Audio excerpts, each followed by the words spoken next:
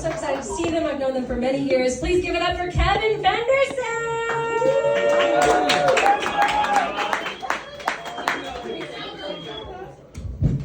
Hello, hi, how's everyone doing? Alright, so this is my first time doing an open mic in like a decade. So let's see if I'm as funny as I think I am in my head, okay? Alright. So first things first, I'm pushing 40.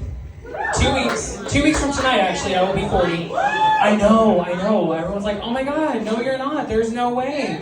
No, it's true. And how, you ask? I hydrate, I moisturize, I swallow. Like, that's it. Like, period. That's all it takes, right? Very good. Anyway, for the last 15 years or so, I've had one wish for my birthday. There's one thing that I've wanted, right? For puberty to hit.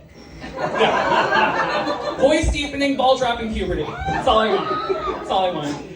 And yet, I stand before you sounding like Valley Girl number 3 from a campy 80s film. So, that's fun. Getting old is wild, y'all. I found a gray pube. It was shocking. Like, I did not know how to handle it. Granted, it was in my mouth, but still. Just weird.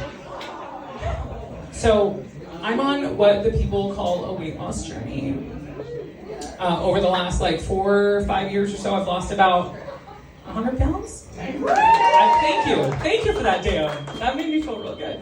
Anyway, saw a friend of mine that I hadn't seen in a while. Last time we had seen each other had probably been 2-3 years. I'd been about 50 pounds heavier than what I'm at now. He goes, man, you look great.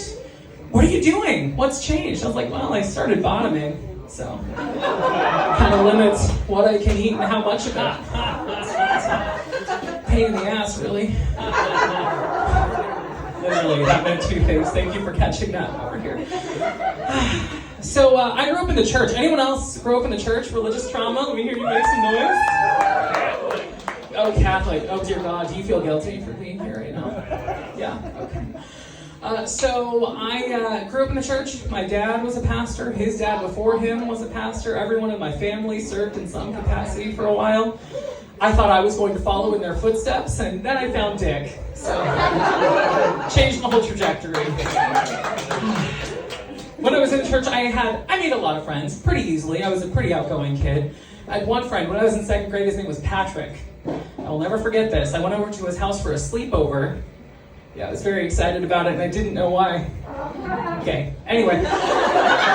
So we're sitting there, just talking, having a good time. He shows me this picture of a party that was in his backyard. His whole family was there. It was a little barbecue get-together, whatever.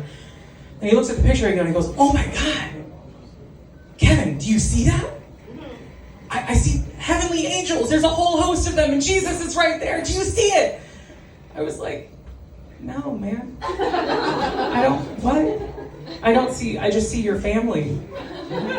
And then he invited me to join him in the prayer. Now, some of you said you grew up in the church. Are you familiar with the prayer? Yeah. Leading the lost souls to Christ, right? Yeah. He was like, do you want to? I was like, sure. He was cute. I'm a dumb slut. It's fine.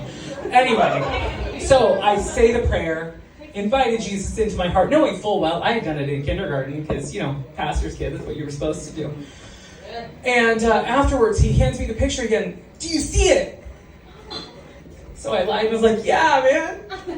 That's awesome. Anyway, I'm driving home. Well, my dad was driving home the next day, and I'm telling him about it. He goes, Kevin, you already did that. You were 5. And then it hit me. I know Sunday school teachers bribe kids for winning lost souls. That son of a bitch sold me out for a king-size candy bar. If I ever see him again, he owes me big. Dick or Twix, I'm not picky. That's my time. Thank you so much.